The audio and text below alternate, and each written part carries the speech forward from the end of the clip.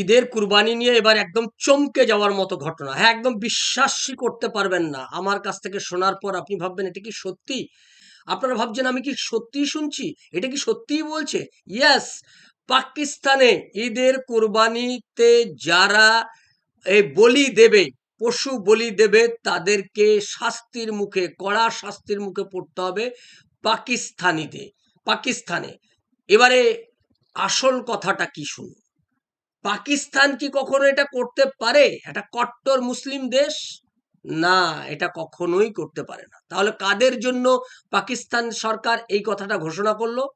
আহমেদিয়া মুসলমান, যাদেরকে ওদেশের সংবিধান মুসলমান বলেই মনে করে না, মুসলমান হওয়ার অধিকার কেড়ে নেওয়া হয়েছে, আহমেদিয়াদেরকে মুসলমান বলে মনে করে না পাকিস্তানের সংবিধান, সেই আহমেদিয়াদের উপর এই নিষেধাজ্ঞা জারি করেছে। যদি ঈদের কুরবানি তারা পশু বলি দেয় পাকিস্তানে, তাহলে তাদের কড়া শাস্তির মুখে পড়তে হবে। মূলত পাঞ্জাব আর সিন্ধ এই দুটো প্রদেশেই এই আহমেদিয়া মুসলমানরা বসবাস করেন। তাদের ওপর পাকিস্তানের সরকার এই কড়া নিষেধাজ্ঞা জারি করে।